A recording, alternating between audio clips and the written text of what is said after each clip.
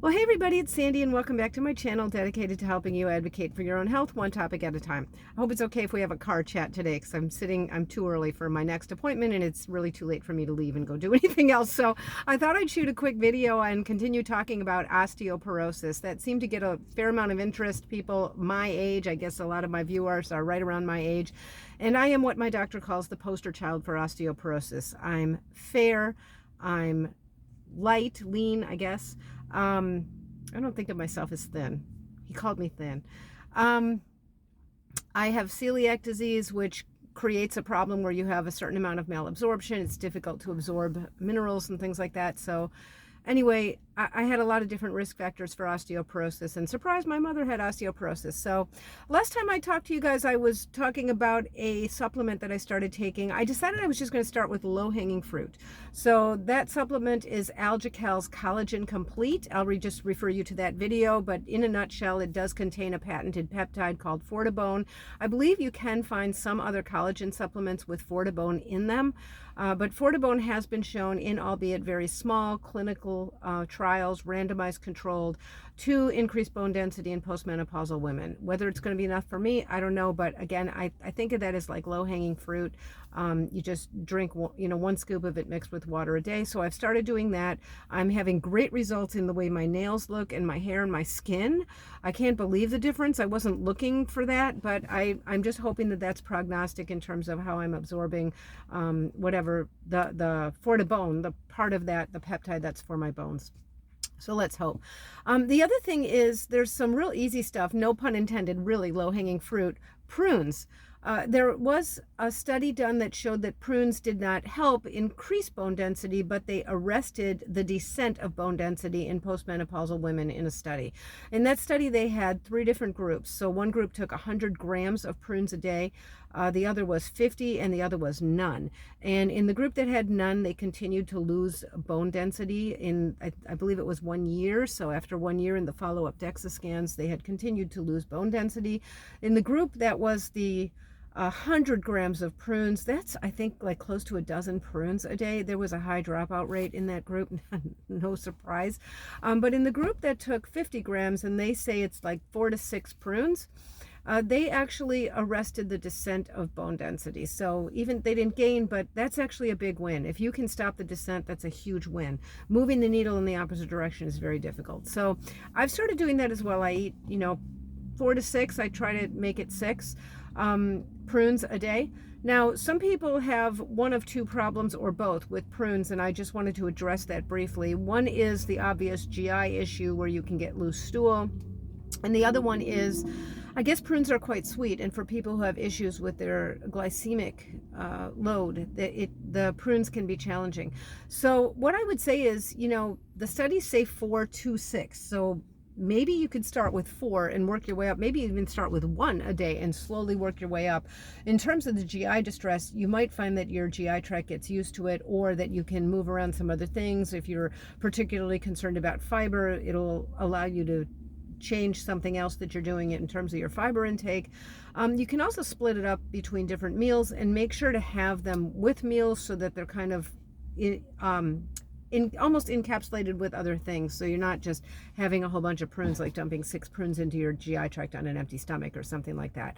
I think that in terms of combining, that would also probably help a lot with the glycemic load, because you're going to get less of it, and you're also going to blunt some of that load, especially if the meal has some good fats in it or proteins and things like that. So let me know if any of you guys do this. I just think, like I said, no pun intended, it's low-hanging fruit that's easy to do. There's not much risk, really any risk, and there's potential upside. So between that and the collagen, in another video I will talk about another product by Algical, and that is Algical Plus. That's really its own video, because that can be taken alone or combined with another product that they recommend, and long story, but I'll get to that in a different video. I am using one of their other products. I've just started all of these. And then here's the bombshell news. I'm thinking about hormone replacement for this purpose, and I have talked to my primary doctor, my GYN doctor. I also see a nurse practitioner in my GYN doctor's office, and that nurse practitioner is actually a hormone specialist. So she's always like the latest. She's usually more up to date than the GYN doctor. So Hormone is one way to treat osteoporosis. I'm not at a point where I want to examine the bisphosphonates. I don't want to diss those drugs. They have a place. But, talk about something with a huge side effect profile. And my 10-year fracture risk right now is 12%. So I think I could not quite jump off the deep end. I could take a year, repeat the DEXA scan, do some things that are easier and more benign. But I do find myself considering hormone replacement therapy. So I had never considered that. And I'm sort of at the tail end now of a generation of people who were told that based on the Women's Health Initiative, which was a ginormous study that looked at the risks and benefits of hormone replacement therapy post-menopause, that basically the whole thing was that taking any kind of hormones, especially estrogen, causes cancer, period. End of the story. And it turns out that isn't true. But sometimes old habits die hard. And it's really drummed into me. My mother had breast cancer. I think my grandmother had breast cancer. My mother's breast cancer was postmenopausal, and it did have estrogen receptors on it. So I've always been really spooked by the idea of hormones. And if I had known that they were going to determine that they overcalled it, that's the way my GYN doctor puts it. She said, the Women's Health Initiative, we overcalled it. It turns out that it's not so risky depending on what you use, and that the estrogens, particularly bioidentical estrogen, which is estradiol, does not cause breast cancer. It's hard for me to get it out of my head, guys. On the other hand, you have to weigh and balance risks.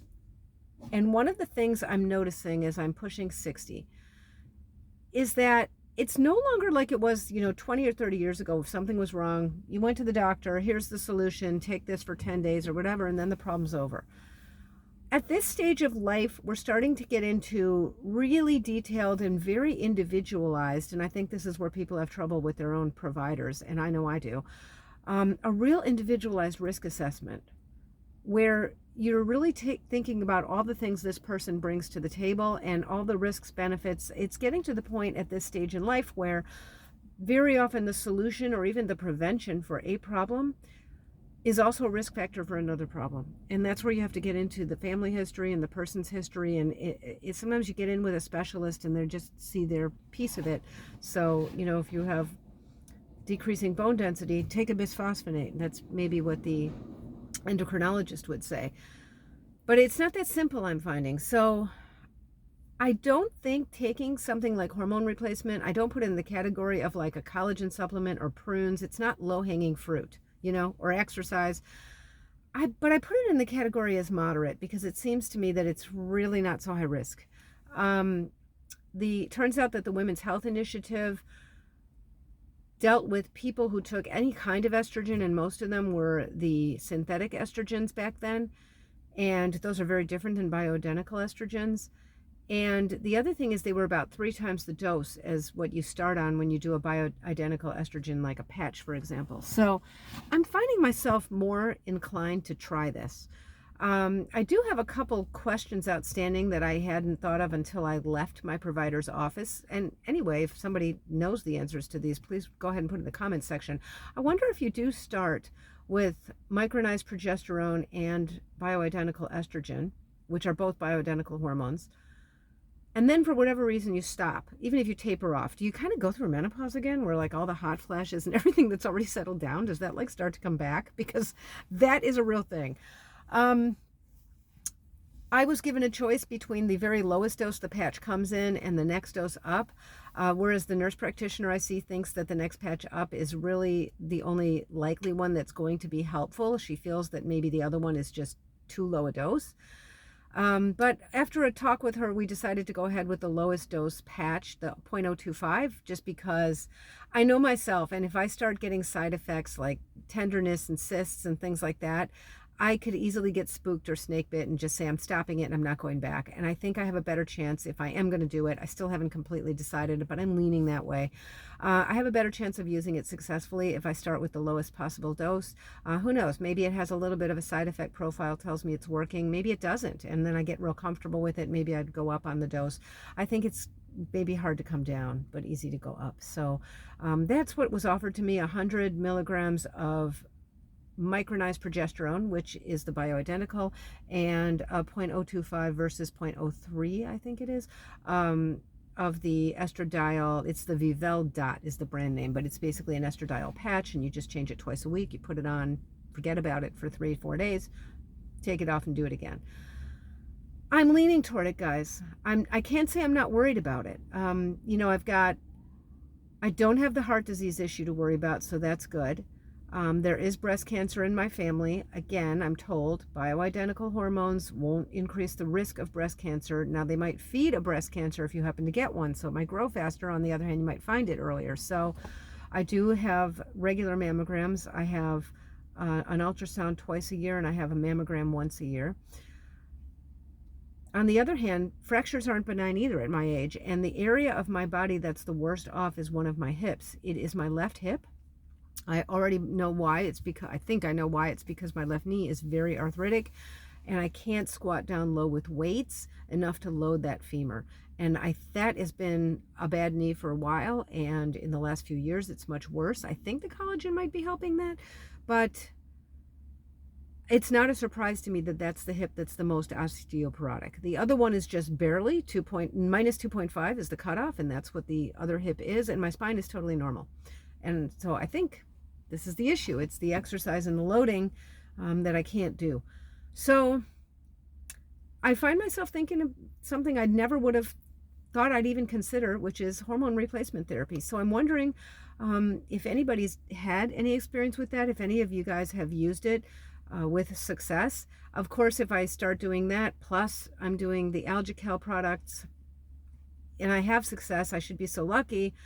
It might not be as clear, you know, which thing is causing it. Would the AlgaCal have worked alone? That would be the question that bothers me. But I also maybe, if I only do the AlgaCal products and eat prunes and exercise, and let's say I'm not successful, and maybe I can't even move the needle or stop it. Maybe I can't even stop the descent yet. I could see that getting really discouraging, and then wishing I'd started the hormones and feeling like I need to go, you know, all guns, you know. So I'm leaning toward doing it. I'm interested in anybody's experiences if you've done it. And I will talk next time about the other products that AlgaCal has, which is their AlgaCal Plus, a calcium and a few other minerals in a supplement, and vitamins. And they also have something called Strontium Boost, which, spoiler alert, I'm not taking, but no doubt works well. So anyway, that's the next step in my osteoporosis journey. I'm trying to be reasonably optimistic, and I'm trying to get comfortable again at this stage of life. We all have problems, and I think I'm used to just the reward of taking care of myself, meaning I always get an excellent, you know, an A+. I'm getting to the point where, you know, I'm going to have some things, no matter what. Mother Nature throws some stuff at us, and I've got to get okay with that. So if anybody has any words of wisdom to help me with that, that'd be great too. But I hope this was helpful for all of you guys, and until next time, be well. Bye-bye.